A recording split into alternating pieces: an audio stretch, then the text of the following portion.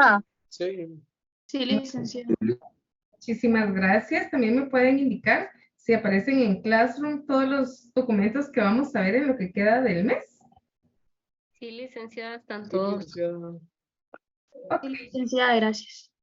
muchísimas gracias a ustedes. Bueno, entonces vamos a ver, nos quedamos en la clase de ayer con el tema de la conciliación como un contrato de transacción. Entonces, básicamente vamos a establecer que hay que identificar a ambas partes y dependiendo del tipo de transacción que estamos realizando, entonces vamos a generar el documento con los requisitos específicos que están regulados en el Código Civil.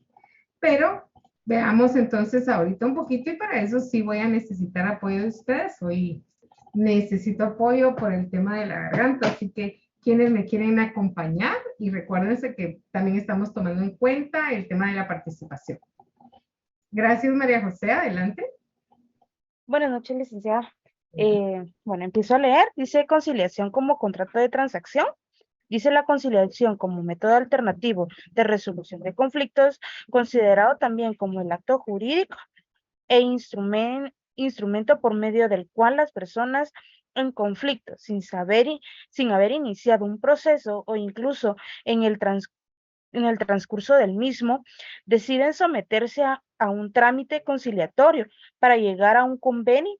Por esta característica que genera amplitud en cuanto a las situaciones susceptibles de conciliación, es que los autores han considerado que la forma o medio de hacer constar la celebración de la conciliación ante un notario es por medio de la transacción y que ya que llegarse a un acuerdo voluntario, se redacta el contrato que se crea como efecto de acuerdo de voluntades de ambas partes. Muchas gracias. Entonces, establecíamos que es precisamente un acuerdo de voluntades en donde ambas, adelante Edwin. Licenciada, solo para ayudar con la lectura. Ok, muy bien. Entonces, enseguida va a ir usted, por favor, Edwin. Solo déjeme explicar un poquito acá el tema de el contrato de transacción, ¿sí? Está bien. Entonces, establecíamos que dependerá del objeto del conflicto para poder realizar los requisitos establecidos en la ley para una escritura de transacción. Se verá si son bienes, se verá si son bienes de una parte, dinero de otra parte, y entonces aquí podemos someter a este contrato de transacción todo tipo de materia, civil, penal, laboral, y todo lo que eventualmente sea objeto de conflicto. Adelante entonces con la lectura, por favor. Gracias, Ale. Modelo circular narrativo. El modelo circular narrativo de Sarah-Cobb, nombrado así por su principal representante, parte de la premisa de que el origen del conflicto no es único, sino que existe una circularidad que lo retroalimenta. Esta circularidad también está en la comunicación existente entre las partes de la mediación. Se da énfasis en la comunicación, tanto verbal como no verbal, y a la narración existente entre las personas en conflicto. Para poder superar el conflicto, las partes deben modificar el significado de sus conflictos a través de la comunicación y de la narración, permitiendo adoptar nuevas posiciones y entender las de la otra parte. De esta forma se logrará encontrar situaciones e historias alternativas que permitan alcanzar acuerdos. ¿Hasta ahí, Lick? Sí, hasta ahí, por favor. Bueno, entonces establecemos que ayer jugábamos con el tema de la asertividad como una forma de poder solucionar un conflicto. Y acuérdense que significa primero no ponerle corazón, no poner sentimiento, actuar con la cabeza y tratar de buscar las soluciones posibles. Cuando establecemos básicamente el tema de la comunicación circular narrativo, es precisamente dejar que la parte A exteriorice lo que siente, poder establecer también las situaciones en las que eventualmente se puedan ver afectadas alguna de las partes por alguna situación y que la otra tenga la oportunidad de escuchar, no oír, sino escuchar. Porque muchas veces el canal de comunicación, cuando tenemos un momento emotivo, sentimental, nos va a encerrar como que estuviéramos en una burbuja y eso no nos va a facilitar poder escuchar. Solamente vamos a oír y vamos a tener el recuerdo de ese último recuerdo que nos hace daño y nos afecta el corazón, nos duele el corazón, nos molesta, estamos irritados. Entonces tenemos que saber lidiar con ese momento con las partes. Acuérdense que hay muchos tipos de lenguaje y también el lenguaje corporal para poder determinar en qué estado está el sujeto del conflicto A y el sujeto del conflicto B. Los dos aspectos más relevantes de ese modelo circular narrativo, la comunicación y la causalidad. Primero, el tema de la comunicación. Hay que darle la oportunidad de que ambos se puedan desahogar sin permitir que este desahogo llegue a un extremo que los haga demasiado sensibles, demasiado molestos, demasiado enojados o demasiado explosivos.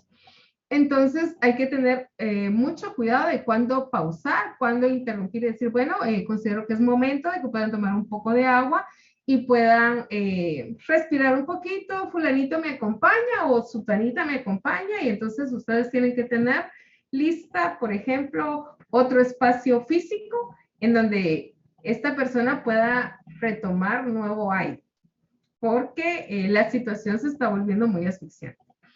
La causalidad, acuérdense que para que cualquier ser humano perdamos los estribos básicamente y lleguemos a un conflicto, es porque ha sido un acumulativo de momentos, de situaciones, de circunstancias que en determinado momento explotamos.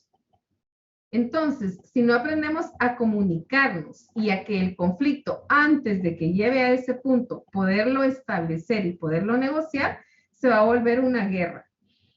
Podríamos, por ejemplo, si hablamos de relaciones de parejas. Si yo le indico a mi pareja que a mí no me gustan los frijoles volteados, por ejemplo, y vamos a un desayuno y él pide por mí y pide frijoles volteados. Yo ya le dije que no me gusta. Se lo voy a dejar pasar porque en el restaurante podemos pedir que nos cambien los frijoles. Pero en la casa, si a él le tocó hacer la cena ese día, porque acuérdense que esto es una transacción de que en una relación de pareja vamos a poder establecer, dividir cómo nos vamos a dividir ese trabajo, cómo vamos a negociar ese trabajo. Bueno, formamos equipos, si yo llego temprano, yo te preparo la cena, pero si tú llegas primero, tú me la preparas. Y si yo ya le dije que no me gusta y eso es lo que tengo de cena, es muy probable que lo que quiera sea pelear conmigo. Entonces, no es lo mismo que nosotros podamos comunicarnos y exteriorizar desde el inicio lo que nos desagrada, lo que nos molesta, a que vayamos acumulándolo y en algún momento explotemos y digamos, sí, es que tú me das, a mí no me gustan los frijoles así, a mí no me gusta que tengan la ropa así, a mí el color tal no me gusta y me regalaste una blusa de ese color. O sea, un cúmulo de causas de los cuales se crea el conflicto y se vuelve más grande. Entonces, cuando hablamos de la construcción de historias alternativas y reformulación para desarrollar el proceso correctamente, entramos ahí con esta temática e indicamos si en algún momento todos nos sentamos a platicar y entonces usted le hubiese indicado desde un principio que esta actitud no le gustaba, él es muy probable que no la hubiera repetido. Entonces tenemos que darles un nuevo escenario. Y como las cosas que ya pasaron, tenemos que estar claros que no las podemos cambiar. Y que no vamos a vivir por un recuerdo de por vida y le vamos a estar diciendo o vamos a estar creando conflicto cada vez que podemos en alguna reunión, en alguna actividad social. Y es que cuando nos casamos hace 50 años, él me hizo tal cosa. Entonces, estamos estableciendo que hemos cargado el conflicto, vivido el conflicto y lo seguimos cargando y no lo queremos dejar ir. Nos hemos encariñado tanto con él, queremos que ande con nosotros en cada momento. Entonces tenemos que poner especial atención a esas situaciones y establecerles que todo lo que pasó desde este momento hacia atrás no lo podemos cambiar, no lo podemos negociar. Podemos negociar, podemos cambiar, podemos reconstruir hoy hacia adelante, pero jamás todo lo que pasó atrás, porque eso no tiene regreso. El modelo lineal de Harvard. ¿Quién me apoya con lectura? Yo, licenciada, no sé si puedo. Gracias, muy bien. Modelo lineal de Harvard. El modelo lineal o modelo Harvard se puede categorizar como modelo de negociación, más que de mediación. Su nombre se debe a la famosa Escuela de Negocios de Harvard y tiene entre sus máximos representantes a Fisher y Uri, que en el año 1981, en su libro Obtengan el sí, el arte de negociar sin ceder, proponen una nueva forma de afrontar un proceso de negociación. Esta forma de afrontar el conflicto parte de la premisa que el conflicto está causado por un único motivo, el desacuerdo entre las partes. Deja de lado las relaciones existentes entre ellas y se centra únicamente en alcanzar un acuerdo. Este modelo enfatiza 4 aspectos que están presentes en el proceso. Gracias por la lectura. Va a seguir Helen. Solo voy a terminar acá. Este modelo lineal de Harvard establece que hay un único punto objeto del conflicto y que no hay nada más y que eventualmente tenemos que enfocarnos en ese punto. Por eso son varios modelos en los que si hacemos nuestro cuadro comparativo de todo lo que estamos viendo, no solo de los diferentes métodos alternos de solución de conflictos, sino los modelos que tienen cada uno de estos métodos, vamos a poder hacer un examen final exitoso porque vamos a tener todo y nos vamos a recordar de todo sin necesidad de ir a buscar el documento y por ahí utilizar todas esas aplicaciones que pueden establecerse en este tipo de documentos para un examen. Entonces, la diferencia entre el modelo anterior y este modelo es precisamente, el otro establecía que no era solo una causa, sino que era un cúmulo de causas y esta pues había llegado a rebasar el vaso, esa gotita de agua que rebasó el vaso. En este modelo estamos hablando de una situación completamente diferente y aquí establece básicamente que es un único motivo y que en ese es en el que tenemos que alcanzar el acuerdo. Vamos a ver entonces estos 4 aspectos y le voy a agradecer a Helen que ya había levantado la mano que nos apoye con lectura. Gracias, licenciado. Número 1, las personas. Este modelo diferencia entre persona y problema. Considera que, si tenemos en cuenta las relaciones entre las personas, estas podrían afectar a la resolución del problema. Número 2, los intereses. Estos autores afirman que el proceso de negociación o mediación debe centrarse en los intereses de las partes, más que en las posiciones, ya que cada parte intentará modificar la posición de la otra. Número 3, las opciones. Se deben generar un abanico de alternativas que permitan a las partes escoger. Número 4, los criterios de elección. Se deben establecer unos criterios objetivos que permitan escoger una solución que satisfaga a las partes y que sean independientes de sus necesidades e intereses. El modelo lineal de Harvard sería adecuado en conflictos en el ámbito empresarial, pero desaconsejado en aquellas disputas en las que intervengan problemas entre personas, dado su carácter objetivo y alejado del interés por las relaciones entre las partes. Gracias, Helen. Entonces, como este tipo de modelo tiene 4 características específicas, si nos damos cuenta, si solo queremos solucionar el problema, entonces no nos vamos a enfocar en lo que cada una de las partes siente o cada una de las partes quiere. Como mediadores, como conciliadores, vamos a buscar opciones en las que tengamos cierto beneficio para A y cierto beneficio para B, en el sentido de que ambas partes sientan que ganan algo en lugar de que ellos se enfoquen en lo que están perdiendo. Entonces vamos a enfatizar lo que están ganando. Y ese cúmulo de acciones o ese abanico de acciones de alternativas quiere decir que no vamos a proponer una, vamos a proponer 6, vamos a proponer 8, porque no es lo mismo que nosotros vengamos y establezcamos. ¿Se recuerdan en las clases pasadas cuando hablábamos de cuando queremos que un hijo se vaya a bañar y él no se quiere bañar? No es lo mismo decirle, bueno, tú decides si te bañas antes de ir al colegio, al nomás venir del colegio o antes de acostar. Ahí tiene 3 alternativas, pero se va a bañar. Le estamos dando a elegir el horario, pero al final lo que nosotros queríamos era que se bañara. Entonces le damos 3 opciones en las que él va a permitir sentir que tiene el control y al final va a hacer lo que nosotros queramos. Entonces es un juego de palabras dentro de un conflicto en el que se van a sentir ganadores sin darse cuenta que nosotros los estamos induciendo a tomar una de esas alternativas. Y obviamente establece que es un ámbito empresarial, porque por lo regular, cuando trabajamos conflictos empresariales, lo que estamos buscando es que gane la empresa. Si gana la empresa, ganan los trabajadores. A un mejor equipo, a un mejores resultados, mayores beneficios económicos para los trabajadores, incluso en el ámbito de trabajo como tal. Entonces, por eso se establece en este tipo de método que se enfoquen básicamente solo en el problema como tal. Vamos entonces a otro tipo de modelo. ¿Quién me apoya con lectura? Modelo transformativo. Promovido por Bush y Folger, este modelo de mediación se centra en la transformación de las relaciones entre las partes, siendo el acuerdo un asunto secundario.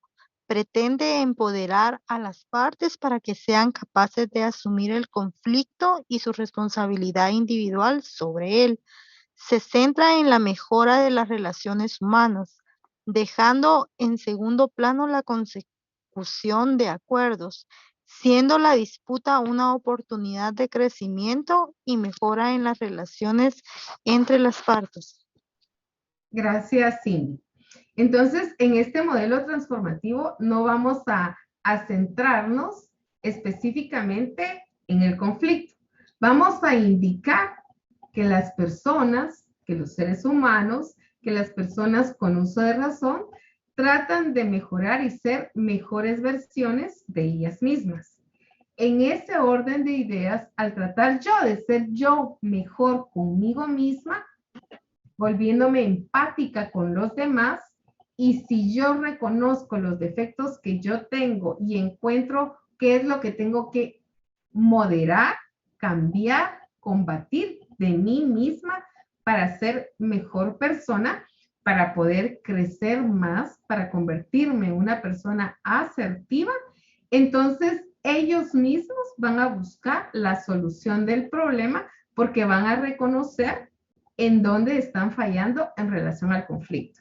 Entonces, es otra forma de sacarlos de ese ambiente del conflicto y llevarlos a transformar su entorno personal.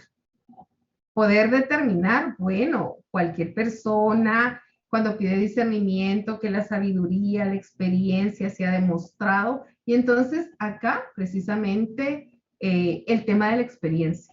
Pesa mucho la materia, objeto del conflicto, para poder tener esa expertise de transformar la personalidad de cada uno y que ellos mismos encuentren esas áreas en las que están siendo afectados y que está ocasionando el conflicto y que ellos mismos las quieran moderar para transformarse ellos y ser mejores. Y automáticamente, al reconocer ellos en dónde está su error, ellos mismos van a proponer una forma alterna de poder mediar en ese momento.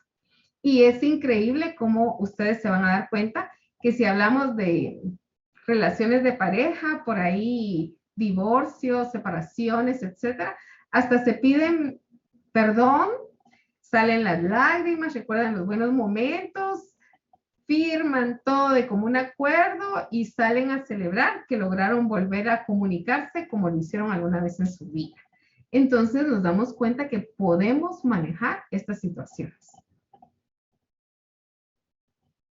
¿Alguna duda hasta aquí? ¿No tengo a nadie conmigo?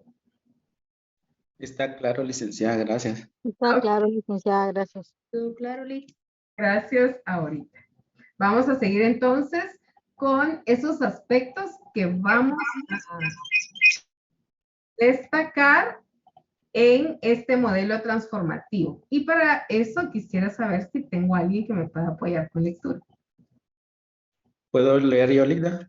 Gracias, Juan José. Adelante. Dentro del modelo transformativo podemos destacar dos aspectos. El empoderamiento, entendido como la capacidad que tenemos las personas para afrontar las dificultades, visto desde la conciencia propia para ser capaz de resolver conflictos. El reconocimiento, cada parte debe asumir su responsabilidad dentro del conflicto y ser capaz de comprender la situación de la otra parte. Permite un cambio de perspectiva dentro de la disputa. Siguiendo este modelo de mediación, se conseguirá el éxito en el proceso cuando las partes sean capaces de comprender a la otra parte a través de la empatía, ponerse en el lugar del otro, siendo capaz de ver el conflicto desde su perspectiva, y cuando la percepción mutua de las partes cambie hacia una visión más positiva. El modelo transformativo se utiliza en mayor medida en la mediación comunitaria y en la mediación académica. Muchas gracias, Juan José. Entonces podemos establecer ese empoderamiento, ese reconocimiento de que para ser mejor persona debo cambiar ciertos aspectos.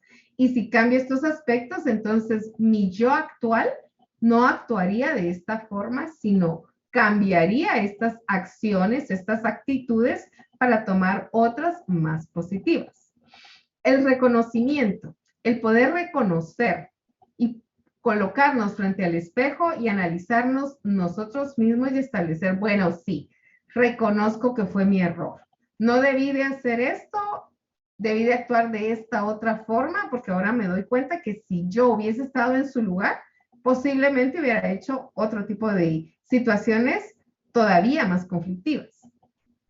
Entonces, desde esta perspectiva, acuérdense que la empatía, volvemos nuevamente, es la facultad que tenemos de colocarnos en el lugar de la otra persona y poder ver un conflicto desde una perspectiva diferente a la que nosotros tenemos.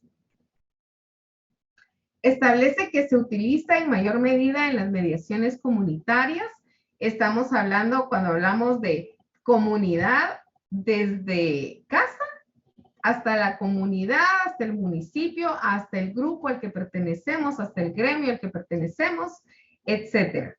Y pues obviamente esa mediación académica se da mucho, por ejemplo, catedráticos, alumnos, grupos de alumnos, división entre clases, etcétera.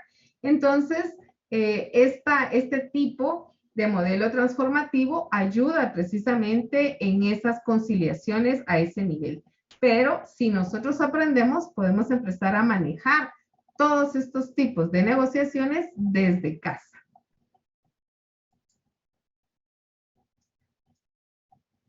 Vamos entonces a esa normativa jurídica que generalizamos eventualmente en las clases anteriores. Y no nos vamos a detener porque recuérdense que ya leímos los artículos y que pues necesitamos avanzar.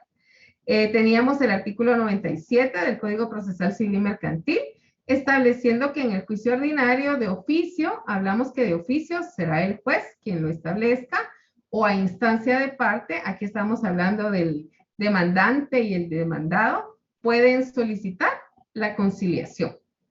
Y obviamente va a ser una etapa en la que si eventualmente pueden ellos arreglar esos propios problemas y se ajustan a derecho, pues el juez va a aprobar cualquier tipo de resolución de auto final, porque aquí no se emite sentencia, se emite un auto final que termina con el proceso, con el litigio.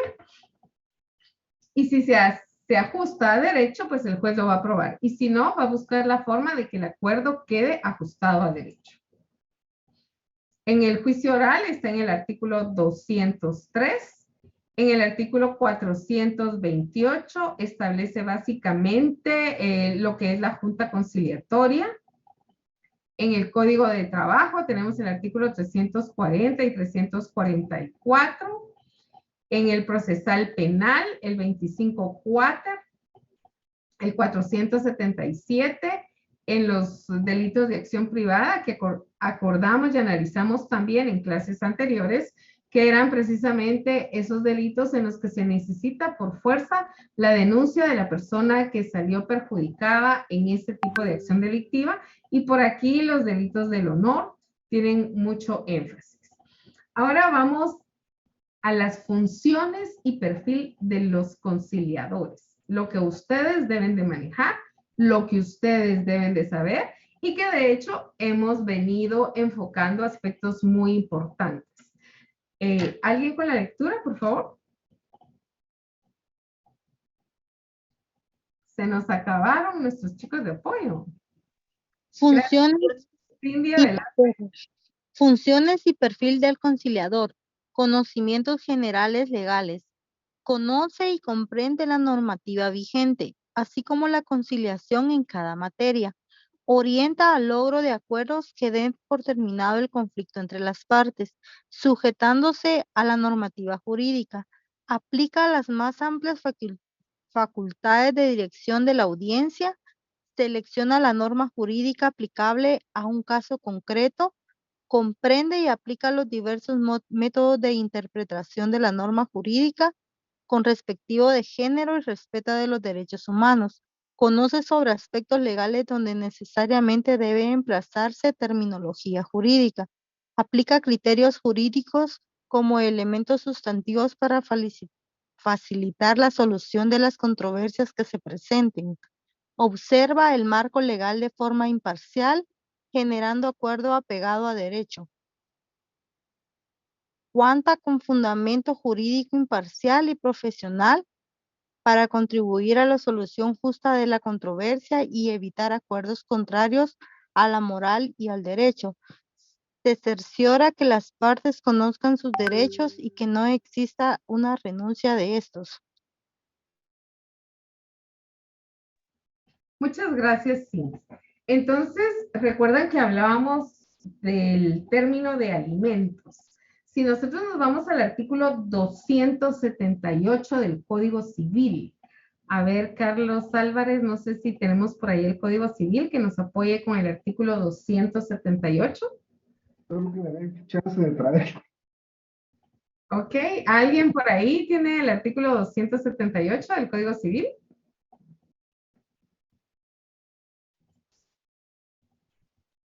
La denominación ¿Lo de... leo ahorita?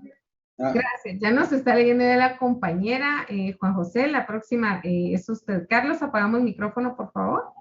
Adelante. Perdón. Artículo 278, concepto. La denominación de alimentos comprende todo lo que es indispensable para el sustento, habitación, vestido, asistencia médica y también la educación e instrucción del alimentista cuando es menor de edad. Muchas gracias, Victoria.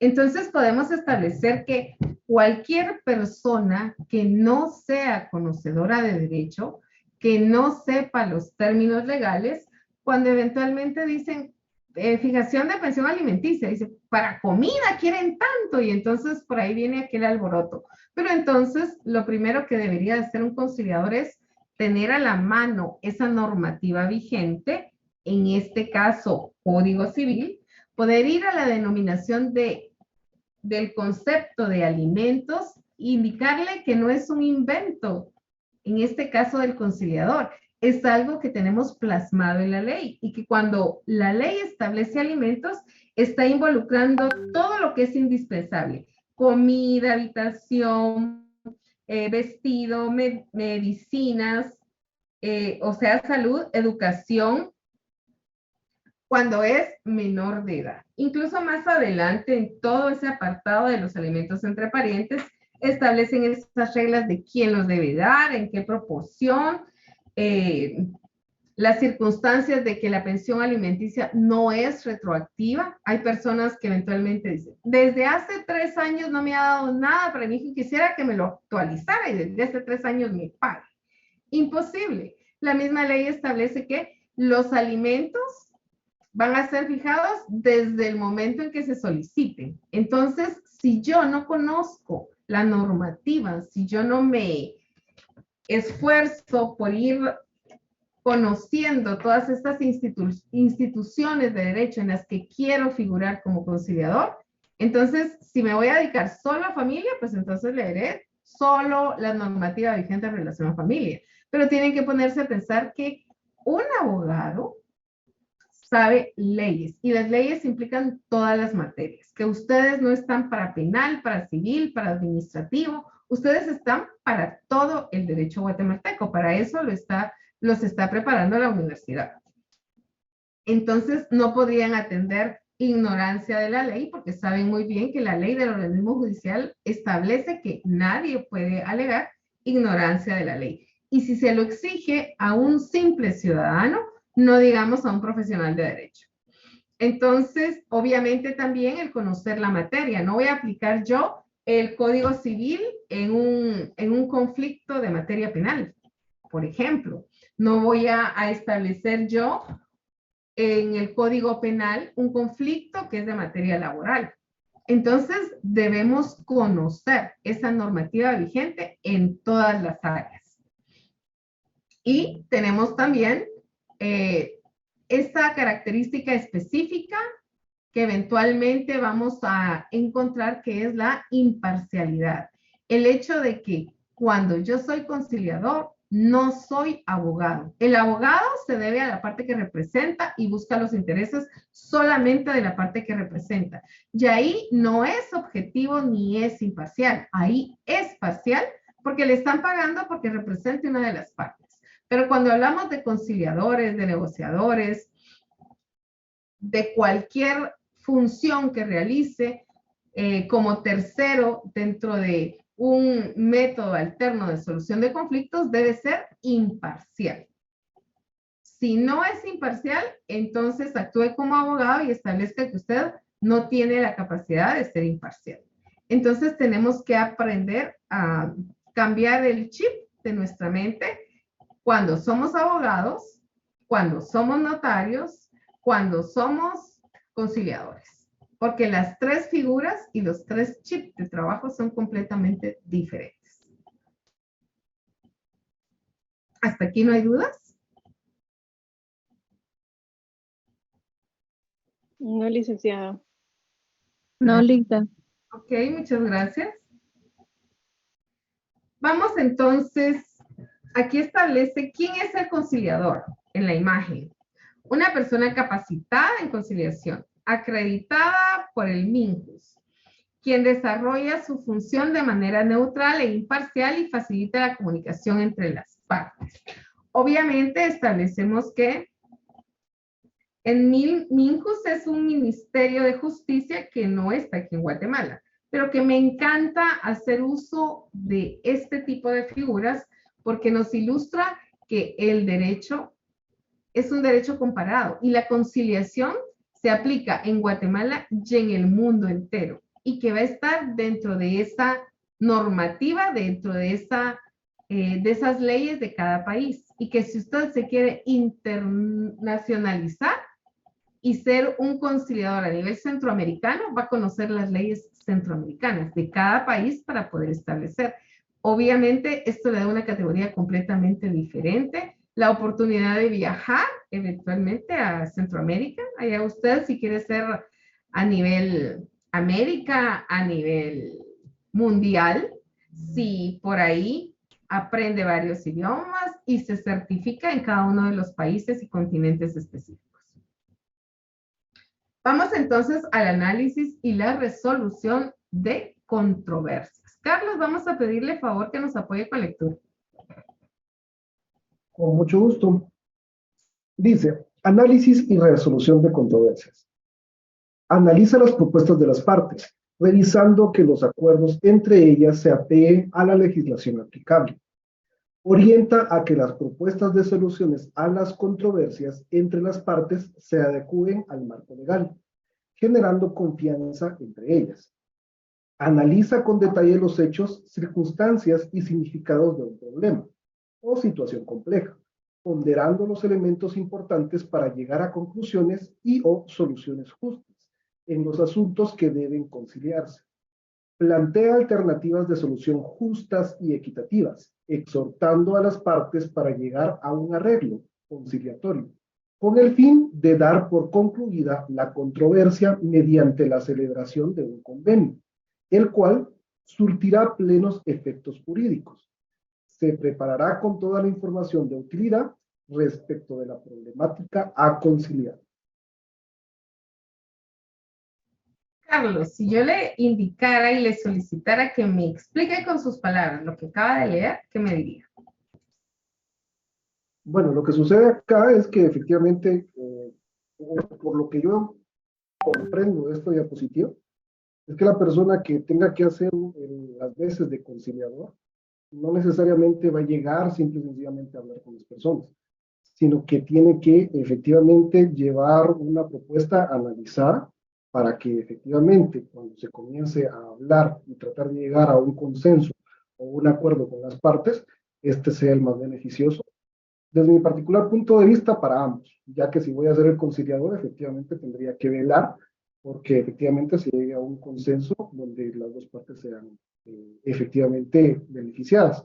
Caso contrario, como usted mencionaba, efectivamente, si yo no tuviera esa figura de conciliatoria, buscaría efectivamente lo mejor para la persona que en algún momento esté representando. Pero en este caso, efectivamente, el conciliador lo que quiere es soluciones justas. Y esas soluciones efectivamente van a tener una formalidad jurídica y efectivamente al llevar un análisis adecuado para llevar a una conclusión satisfactoria para las dos partes de un conflicto, efectivamente creería yo que se necesita de bastante estudio y análisis de parte de la persona. Ok, Carlos, muchas gracias. Bueno, entonces podemos establecer ahí, agregando un poquito más a lo que Carlos estableció. Si ustedes se dan cuenta, cuando analizamos el tema de la conciliación, establecimos en qué cuerpos normativos guatemaltecos está regulada la conciliación. Si nos vamos a esos cuerpos legales, nos damos cuenta que el juez hace las veces de conciliador en esos artículos. Y obviamente conoce la demanda, conoce la denuncia, conoce la querella.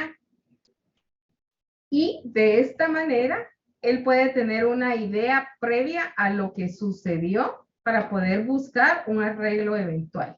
En los juzgados de familia ya tiene la demanda y eventualmente, como ya se conoce la demanda, ya la otra parte tiene o la contestación de la demanda o la contrademanda eventual.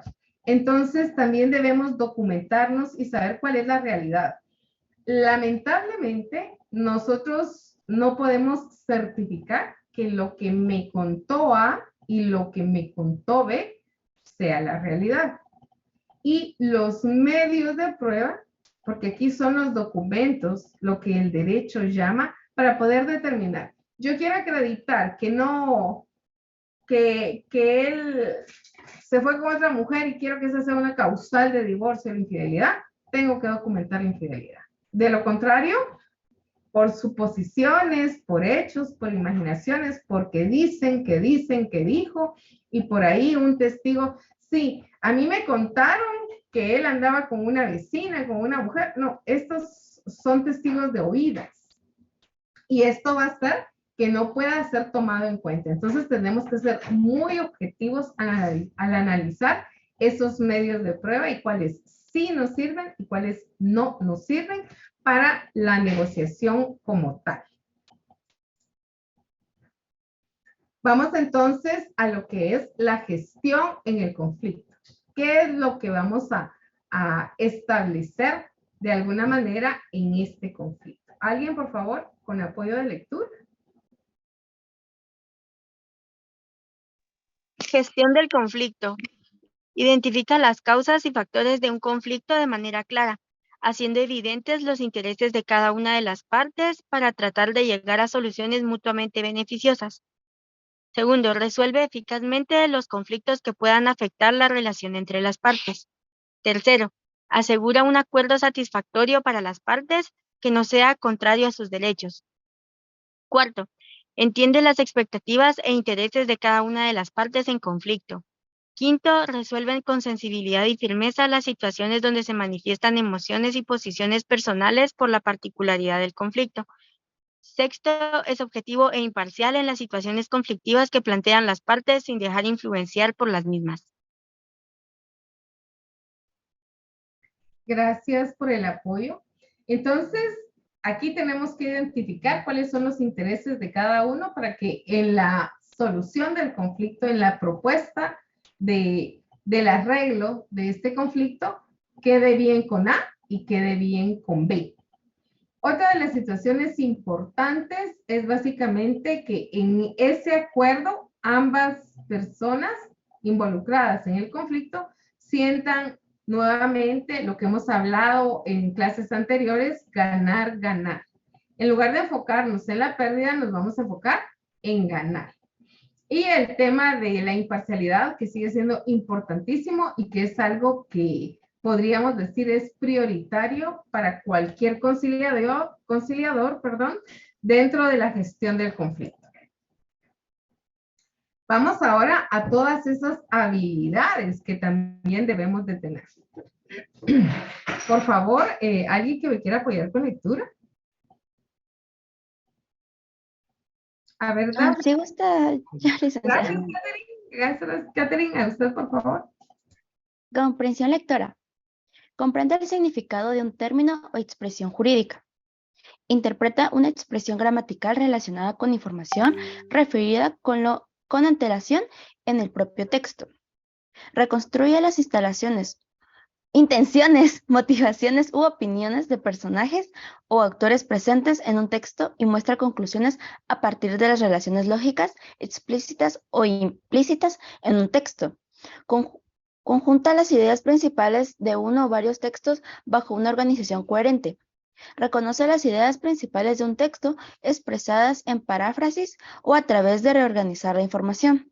Habilidad verbal. Selecciona palabras o expresiones que, al sustituirse en un texto o discurso, mantienen su significado original, o dado el caso, proponen el significado opuesto. Sustituye expresiones lingüísticas de manera que el resultado sea una construcción coherente.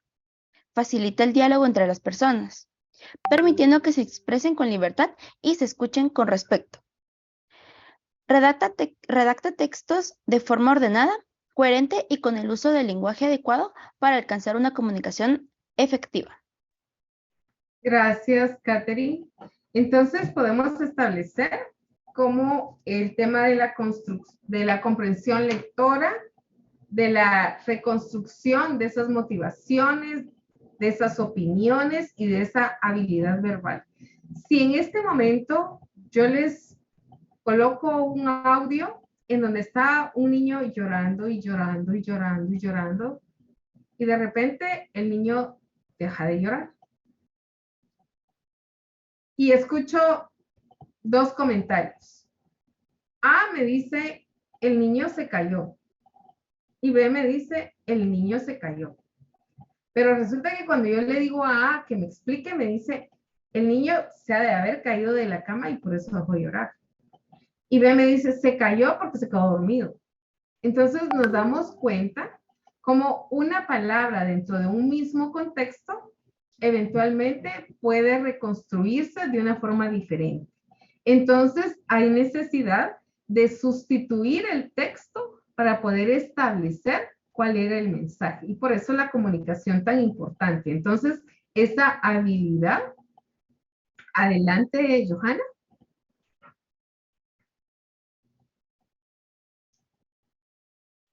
Johanna Herrera tiene su mano levantada.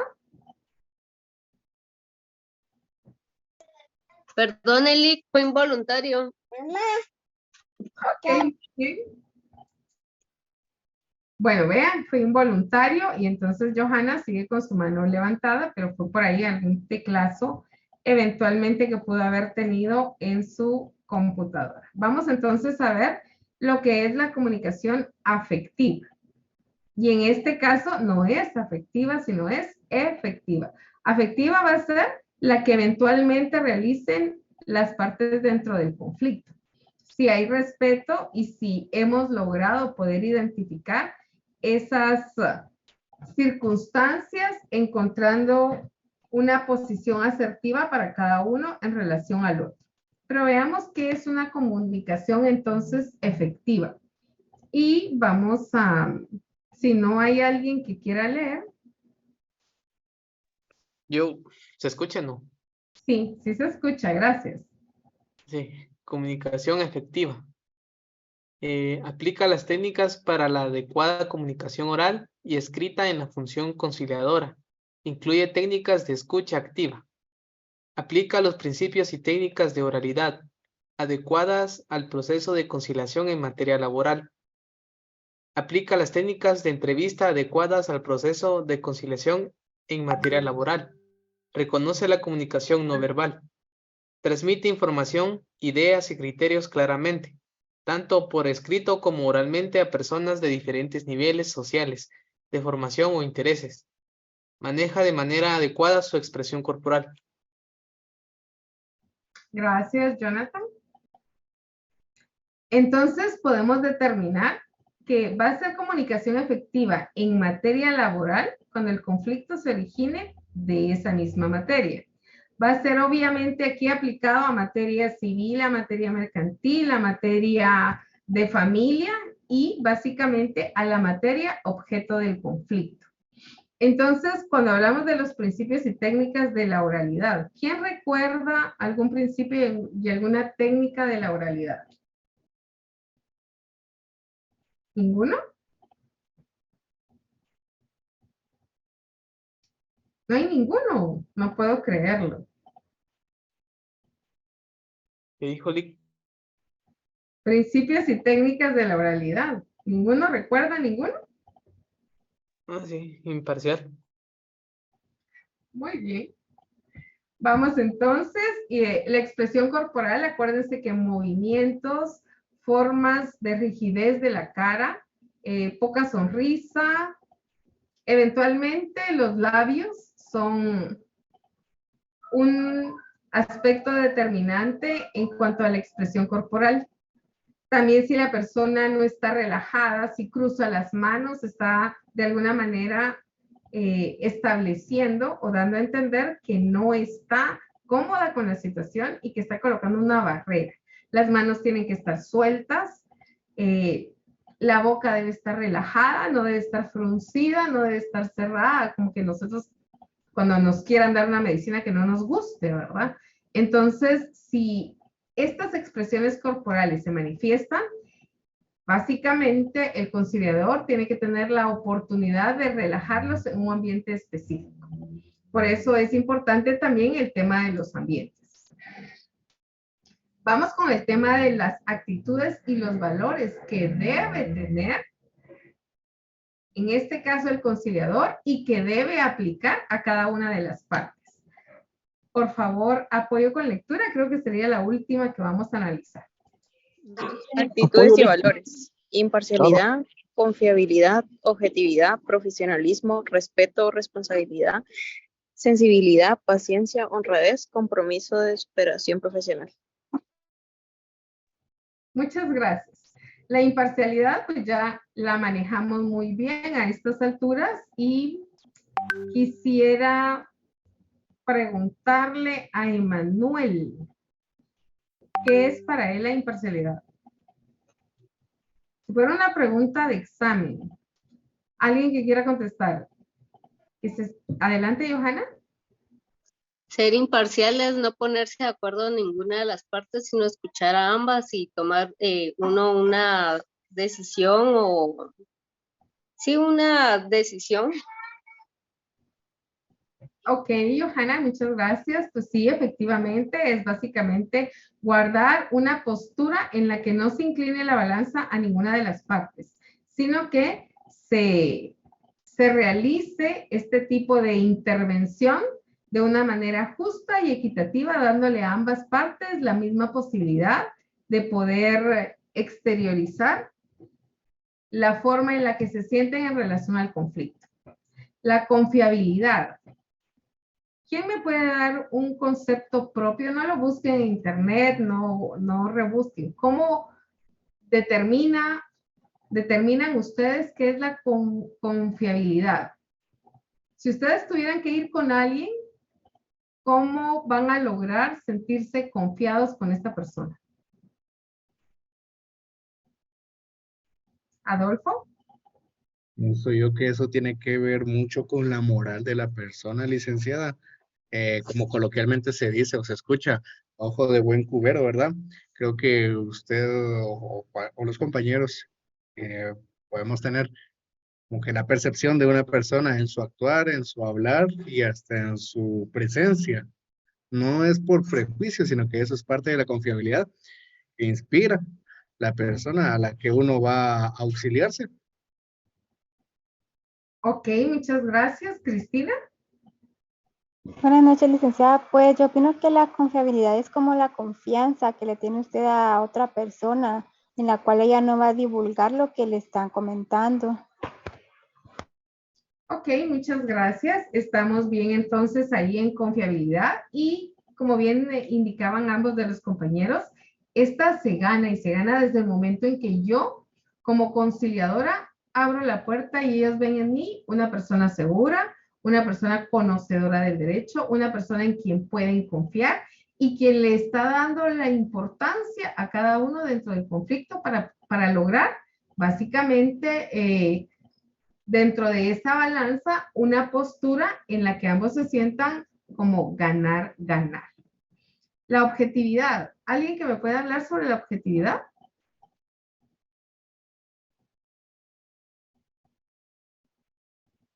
¿Qué es ser objetivo? Pues la objetividad es enfocarse qué fin se quiere alcanzar, no desviarse del tema principal. Es el objetivo en sí. Ok, gracias, Jonathan. Entonces, para que un conciliador... No soy Jonathan. Ay, perdón. Es que por aquí me apareció, entonces aquí sí, lo siento, oye, disculpe. Reconozco el error que cometí. ¿Se da cuenta? Bueno, entonces, la objetividad es precisamente eso, no irnos por las ramas y dejar que el conflicto se desborone por circunstancias y puntos que no tienen nada que ver, sino tratar la manera de retrotraer y buscar esas circunstancias que puedan terminar con el conflicto y enfocarnos en solucionarlos, no en hacerlos más grandes ni poderlos dividir. El profesionalismo pues será la forma en la que cada uno de ustedes en pocos años logre llevar a cabo con éxito cualquier método alterno de solución de conflictos. Profesionalismo va a ser la forma en la que usted viste, la forma en la que usted maneja, la forma en la que usted conoce, la forma en la que usted induce a las personas, la forma en la cual se dirige a ellos y que jamás falte a la ética, jamás falte a las buenas costumbres, al respeto, que lo tenemos como punto siguiente. Como ya son las 8 de la noche, les voy a dejar de tarea propia para que ustedes vayan anotando y coloquen una definición de cada una conforme a lo que ustedes interpretan. No copiar y pegar, porque dentro del examen final nos dimos cuenta ahorita en este parcial que copiaban y pegaban las respuestas, porque lamentablemente pues es muy obvio, muy notorio cuando hacen esta situación. Ni siquiera se tomaron el tiempo de poder escribir, teclear su propia respuesta, sino la encontraron, la tomaron y la pegaron. Entonces, aprendamos a ser honestos, profesionales con nosotros mismos y ganémonos esa confiabilidad, no solo la nuestra como personas, sino también con las personas con quienes convivamos. Entonces, eso sería todo por hoy. Les invito a que terminen. Sí, Byron. Buenas noches, licenciada. en objetividad podría ser preciso y conciso. También podría ser un ejemplo, ¿no? También podría ser un ejemplo. Pero para Gracias, eso Lisa. usted tendría que establecer qué es conciso para usted, qué significa esa palabra como tal. Porque cuando nosotros la vamos a conocer y eventualmente la queramos compartir, todos tenemos que entender el mismo sentido sobre ese término. ¿Quién más levantó su mano? Tenemos a 2 participantes acá. Yo, licenciada, buenas noches. Le quería decir que no todos copiamos ni pegamos hoy en el examen. Yo sé, por eso yo no dije todos. A ver, Lili. Yo soy la que le estoy diciendo esa línea. Gracias. ¿Quién más? No, yo sé, Lili. De hecho, fue muy notorio. Hay una aplicación que establece incluso el color de las respuestas colocadas en el examen. Establece cuando ya llega el reporte, el informe de la nota, precisamente cuáles fueron copiados y pegados. ¿Alguien más? Solo una consulta delicadísima. ¿Cuándo más o menos publicaría usted las notas? Como acuérdense que esa nota de primer parcial la tenemos que sumar a las 2 actividades y en esas estoy trabajando para poder colocar la nota. También dentro de esa nota del primer parcial tenemos también el tema de la participación y el tema de la asistencia. Entonces tenemos que tener la junta para poderla subir para que solamente quede al final el examen final propiamente. Bueno, está bien. Gracias, licenciada. Feliz noche. Bueno, feliz noche entonces para todos. Muchas bendiciones, muchos éxitos y por favor empiecen a leer los documentos. Que tengan ustedes. Licenciada, yo tengo una pregunta. Adelante. Con respecto a la asistencia. Sí. No sé si muchos, otros de mis compañeros estarán en Derecho Probatorio sección C, si no estoy mal. La cuestión es de que el link que usamos para la clase de Derecho Probatorio es el mismo que tenemos aquí en el de métodos. Lo único que nos manda el correo es el cambio de tema. Entonces, no sé si hay algún problema con eso. Ok, voy a verificar. Deberían de ser links diferentes. Sí, de hecho, nos habíamos dado cuenta con otro mi amigo que estábamos en las mismas clases.